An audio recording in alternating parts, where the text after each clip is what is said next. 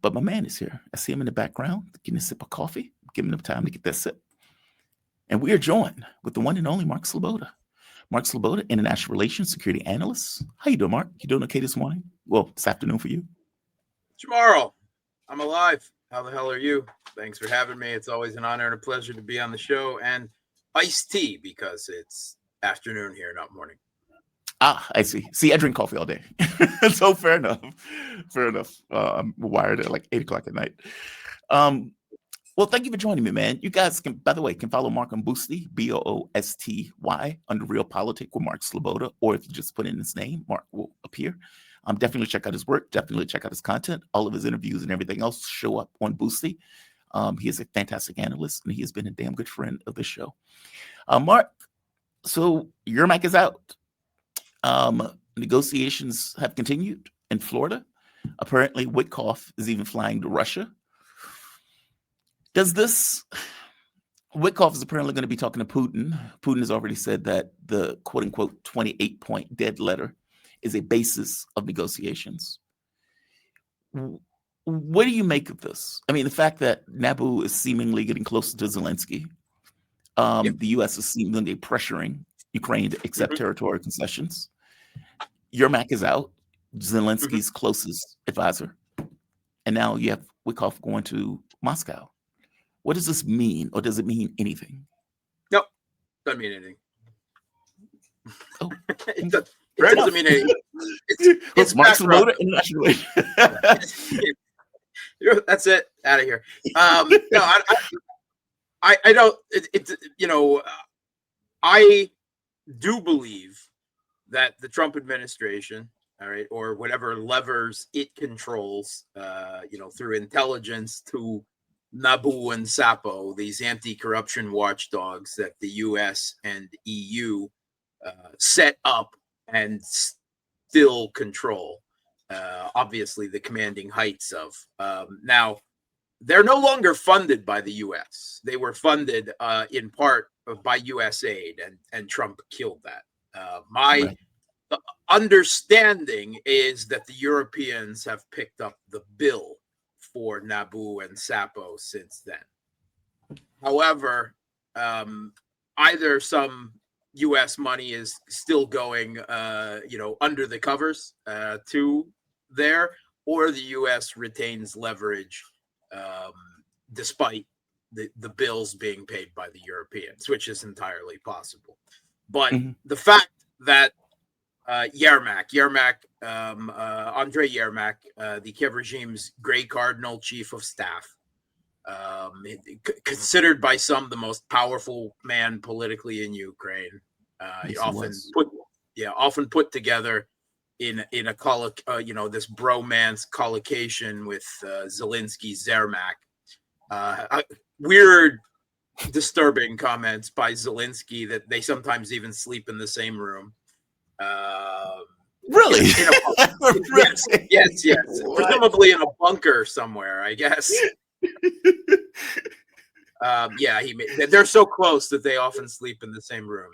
Their work is so close together. Yeah, that was a little disturbing. But anyway, I'm not going to judge. Yeah. Yermak, he came out of the Geneva talks last weekend between the Kiev regime and the U.S. and loudly proclaimed that the Trump's 28-point plan was extinct, that it no longer existed, that it was pointless to talking about it, effectively claiming victory over Trump, right? That is essentially what he did. And he did this quite loudly. He gave a long interview with Simon Schuster in The Atlantic, and to this effect. And the next day, his house is being raided by Naboo, these anti-corruption, police. And it's, I'm sure he didn't have anything in his home, right? That's not the point. The point is the public spectacle, right? That he is now anathema. And that made Zelensky fire him, right? In what is supposedly was a very unpleasant, vociferous screaming match between Zelensky and Yermak, now coming out according to Ukrainian Telegram channels. And Yermak feels betrayed by Zelensky and by everyone else, that no one came out to defend him. But it was quite obvious that, that he overstepped his bounds as far as Trump or people within the Trump administration are concerned. Regardless of the destiny of these or non-destiny of these, negotiations. But we already had the word a couple of months ago in Politico that the Trump administration was not happy with Yermak, that they felt he was an obstacle. To whatever. They just didn't like him. This has really, I think, been a long time coming. The Europeans are not happy by any of this. They don't like their pet regime being, everyone knows it's corrupt, but you're not supposed to say that out loud, especially not at a time when it's such a precarious situation, with the front line collapsing or at least crumbling in the Donbass.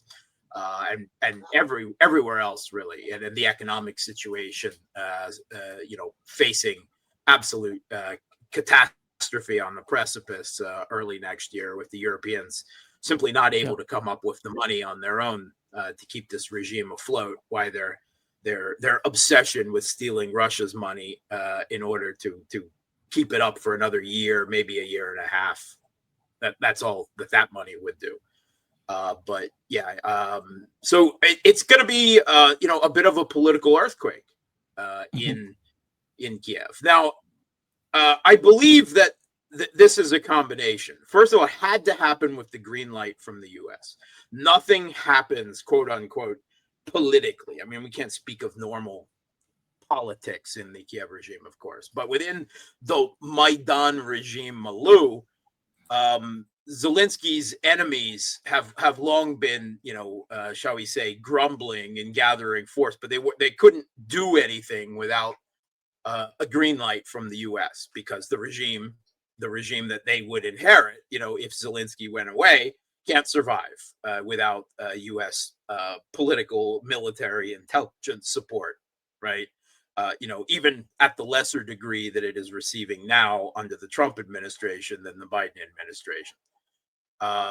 So we're talking, first of all, Zelensky's prior oligarch patron, Igor Kolomoisky, who owned Channel 5, which is where Zelensky's comedy show, The Servant of the People, which then became the name of his political party. He played a hapless school teacher who accidentally became the president of Ukraine and fought corruption and brought peace to the country and all of these other things. It was actually on Netflix for a while. I don't know if it still is.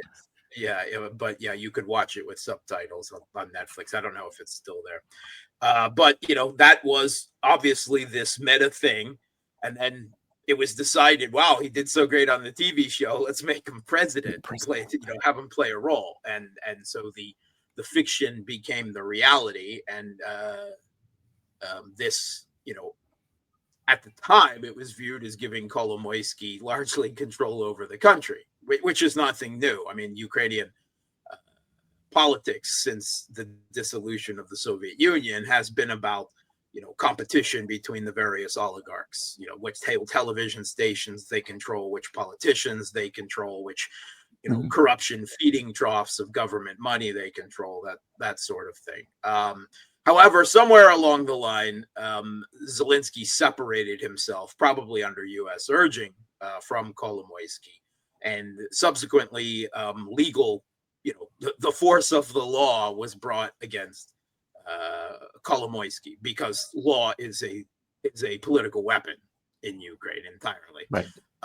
And he is still in and out of court and was laughing over the last couple of weeks and loudly proclaiming to journalists that Zelensky is done, that he called him Napoleon the Fourth, because on another comedy show on comedy feature on Kolomoisky's Channel 5 in Ukraine.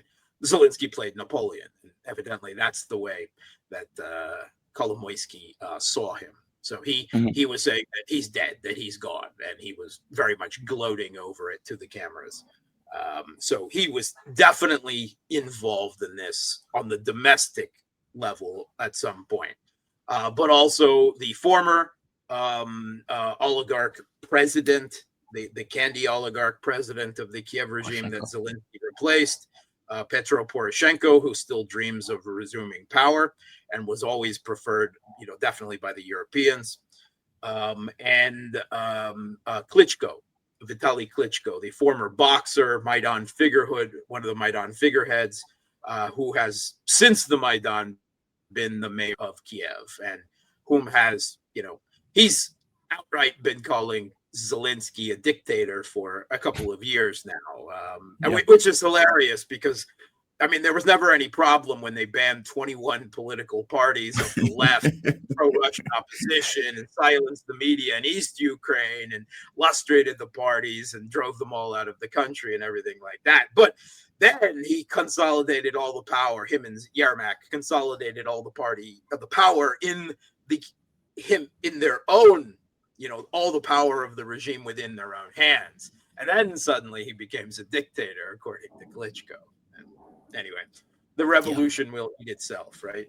That's so they're definitely involved in this, and probably another oligarch or two, because they're always in the mix there. But nothing could be done without the green light from the U.S. And as soon as Yermak overstepped his bounds, obviously that light came, and the next day his apartment was raided in a very public display. And the day after that, hours after that, actually, he was gone. And the announcement came from Zelensky on Friday evening local time.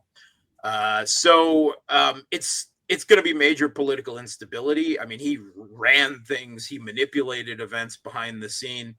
And now, first of all, there'll be competition to replace him, but no one imagines that anyone will have as much power as he did before. And he also, of course, controlled the corruption trough. Now, the interesting thing is he was put in charge of the negotiations with the U.S. along with Rustem Umarov. Rustem Umarov is the former defense minister, still the head of the Kiev regime's National Security and Defense Council.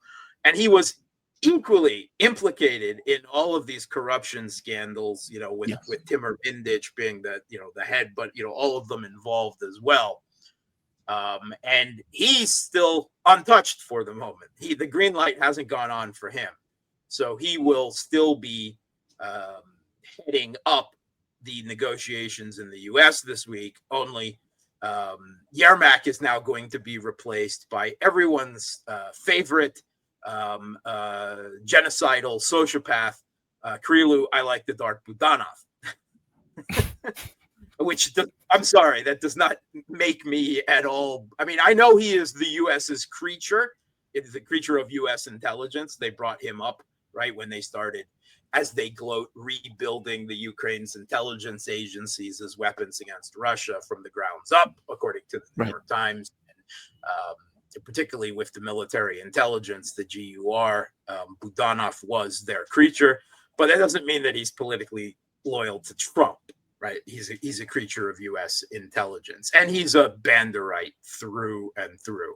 So, there's no hope of him agreeing. I think I can't imagine any more than Yermak to anything that comes through there. Wait, just to be clear, that's been confirmed? He's taken over chief of staff? No, he's not taking over chief of staff. He's taking over as co-head of the negotiations with the U.S. for Trump's peace push. Okay. Yeah. No, he's not. As far as I know, he's not being considered for chief of staff. He's okay. I get where he is. I could see him, the U.S., replacing Zelensky at some point down the road with him one day, possibly. But anyway, really, yeah. They like him, or use intelligence. I don't know if Zelensky or if Trump does, but anyway. One of the interesting things with Yermak is in these Naboo wiretaps, right? These tapes. The one of the central figures that obviously through the tapes controlled the flow of corruption money and decided who got what was a figure they referred to as Alibaba, right? As a genie, a magic genie who controlled the money.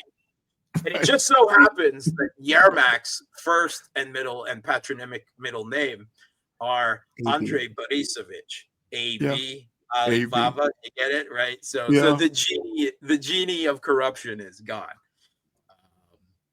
It's going to be Zelensky. All sorts of new knives will be out, in Kiev against him. He'll have less control than he did before, almost certainly. And he will not be replaced until the green light is given by the U.S. for that, right? That is, they control everything ultimately. The Europeans may whine and scream and do all the hugging and photo ops with Zelensky, but the U.S. still controls things there. But it's a great degree of political destabilization. However, if the intended purpose is to get the regime, still headed by Zelensky, to agree to U.S. demands to end this conflict on Trump's terms, I don't think that they're going to do that. I don't think they're really going to. They're going to try and still squirm and weave and dodge, and they're not going to want to agree to anything. Ultimately, they will try to pass the buck to Russia. And that's already what we're hearing from Politico, that Trump is effectively giving up with Ukraine for the moment and now wants to take it to Russia and then come back to Ukraine, which, of course, will suit the Kiev regime and the Europeans perfectly. That's exactly what they want, because they know whatever the nonsense being put out in the mainstream media that this is Russia's plan and it was authored by Kirill Dmitriev and it's a wish list for Russia, it doesn't come close to meeting the minimal demands for Russia. And Putin has said, it's talking points. It's not an agreement, right? And I mean, basically, it looks like it was written on the back of a restaurant napkin. It does. It really does. Right? And so they're trying to be nice about it. Of course, they were happy with the Kiev regime being put in the position of refusing it, right? Because that's the game, as it was with the previous rounds of peace that we've been through before, pushed by Trump, for an ending of the conflict on American terms. It became a blame game. Who takes the blame in Trump's head for it not working? Right. That's what it is. That's what the game is all about now. And if now the focus of the negotiations moves to Russia first, instead of, it is a logical step to get the ducks on your own side in order. And Trump has utterly failed to do that. He has failed to do that with the Kiev regime. Yes, he took Yermak's head, but there's been no signal that Zelensky suddenly going to roll over. He's a proxy, but he still has agency on this kind of things, primarily because the rest of the U.S. power structures, other than the figurehead of president, doesn't agree with any of this, right? Both parties, right? Bipartisan Congress consensus, the deep state, the Pentagon, the military-industrial complex, right? The intelligence services, the media, right? They're all against all of this. So that's why, despite Trump wanting Zelensky to do this, wanting the regime in Kiev to do this, they're still able to say no, despite being a proxy of the U.S., because the president of the U.S. is going against the flow of U.S. foreign policy orthodoxy as determined by the deep state in pursuit of U.S. global hegemony and primacy along approved lines that includes continual tension and conflict with Russia. And Trump just is not allowed to divert from path, and he has, at the end of the day, he has very little powers to do so. So that's why everything is failing on the U.S. end, and the Europeans had just absolutely refused. They won't. They're being more circumspect about it than the Kiev regime is, but they're wisely keeping their mouths shut, and they're hoping that this poison cup of refusal passes to Russia. Right? That's what they're hoping, and that's, at least according to reports I've seen on Politico today, that's where the Trump administration is now. They're going to focus the efforts going forward. They're going to give up on Kiev and Europe and go to Russia. And Russia's going to make nice noises and says, yes, this is very, very nice. You've done very well. You have a few spelling mistakes in English here, but and this is a great talking points. It can be the beginning of serious negotiations, which this is not, and we can go over every point, literally word for word was there things, but this is not going to be something that they just agreed to, right? If Russia will try not to say "niet" to this, right, because they don't want that poison cup either. Instead, they will do what they've done in previous such pushes, is make, mildly nice noises and say that it is constructive and blah, blah, blah. And then they will continue on the battlefield and drag it out for months, if not years, until Trump gets tired and throws up his hands and walks away. And the blame then may or may not fall on Russia, but it's less direct than them saying no. So that's what's going to happen. I still don't see that the Europeans are actually now frothing mad for war with Russia. We had a NATO official this last just over the weekend give an interview say where they're considering preemptive strikes for deterrence on Russia. Mm-hmm. Right? They've got to bring the conflict to Russia, like they haven't been waging a conflict against Russia for the last few years, but of course that proxy conflict has not worked out for them, so they don't accept the results.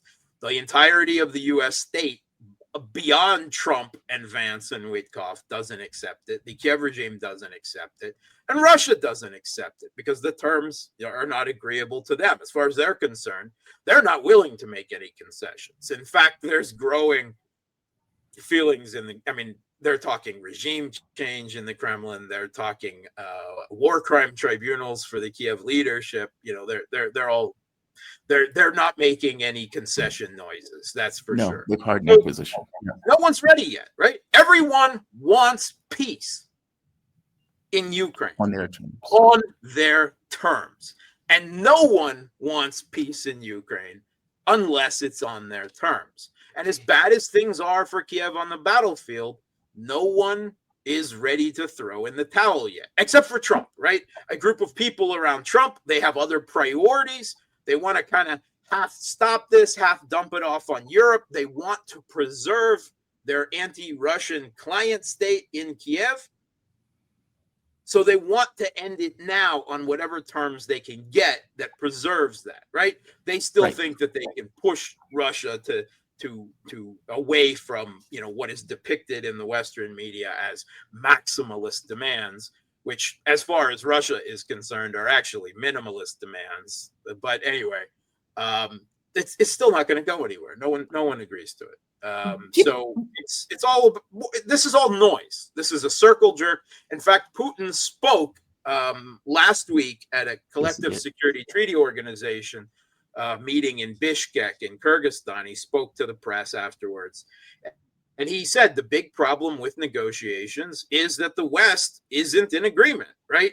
That there's no agreement between the U.S. and the Kiev regime and the Europeans. And he even pointed out there's no agreement within the U.S. government, that there's division within the, and that's exactly what it is, right? They keep arguing amongst themselves. There's no agreement, right? There's no consensus position.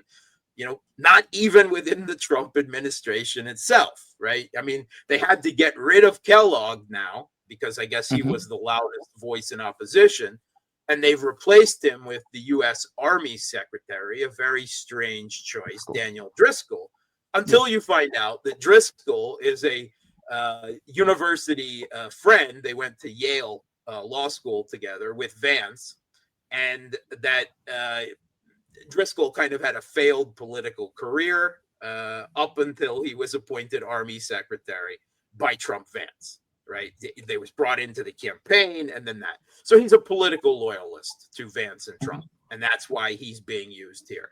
Much like why Witkoff is being used instead of someone from the State Department, instead of Marco Rubio, right? Because they don't trust the deep state. They don't trust the geopolitical, ideological baggage, right, that comes with people that emerge out of those structures. So instead, they choose complete amateurs, right? And that shows in the documents that have been crafted.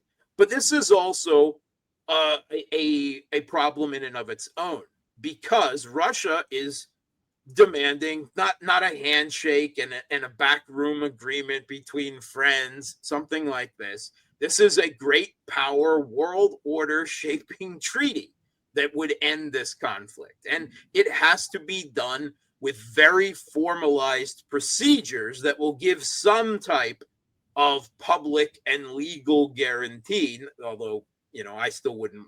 I don't know what that means. Wipe my butt with it, right? But they demanding a formalized Cold War style, negotiations with teams that in exhausting detail go over everything. A handshake and a nod and some type of mafia agreement with Trump is just not going to cut it. And Putin said, again, this is not only the way I want it.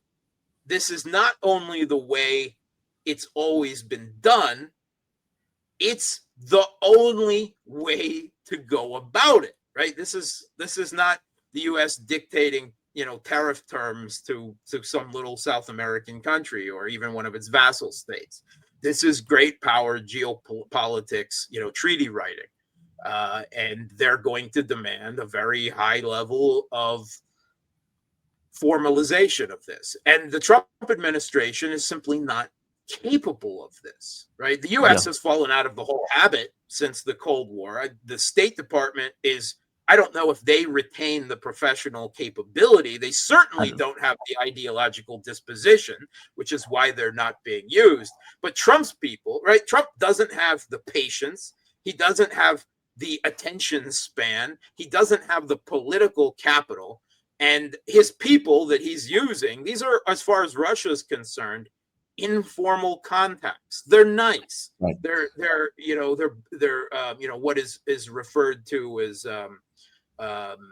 backdoor negotiation, back channel negotiations, right? Witkoff, and Dmitriev and but they're not formal diplomatic negotiating teams. And at the end of the day, they don't cut the mustard.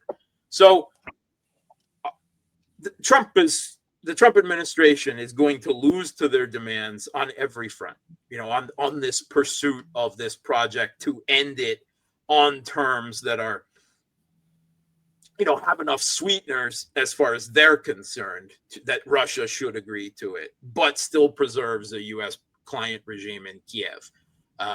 But they're not capable of pushing it through. They don't have the support of the Europeans. They don't have the support of the Kiev regime. They don't have the support of anyone else in the U.S., of all the other institutions of government. They don't even have support within Trump's own administration for it, right? I'm sure Mark Rubio is just being shuffled off to the side. We'll let you do and drive everything in Venezuela. Just don't be concerned about this, right? I mean, that seems to be the division of labor there that has been, Marco Rubio, whenever asked by the media about anything with Ukraine, he looks like a deer caught in the headlights. Like he doesn't want to say what he really obviously it's not for it. Yeah. He doesn't want anything to do with it. So, but they don't have the ability to carry this through. They don't have the leverage over even the Kiev regime, right? Despite effectively sculpting Yermak over this. I still don't see.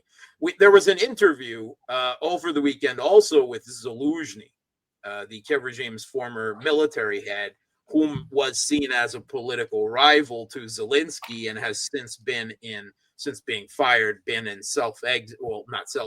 been in political exile as ambassador to the UK. But he gave an interview this weekend saying openly, well, I mean, we can agree to a temporary end to this conflict, but ultimately what we want is the destruction of the Russian Empire. And anything will just be a pause until that.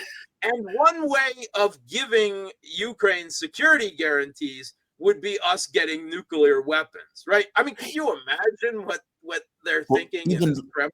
Lindsey Graham knocked that down. This is the only one that they're considering as a possibility of ever replacing Zelensky with. And as I've long said, he's no better by far. There's no one that can emerge out of the Maidan that is capable of coming to any type of diplomatic settlement, at least a long-term diplomatic settlement with Russia, which is why ultimately, whether they want to or not, the Kremlin will be forced to regime change Kiev and go all the way, possibly, certainly to Kiev, possibly to the Polish border, however long that may take.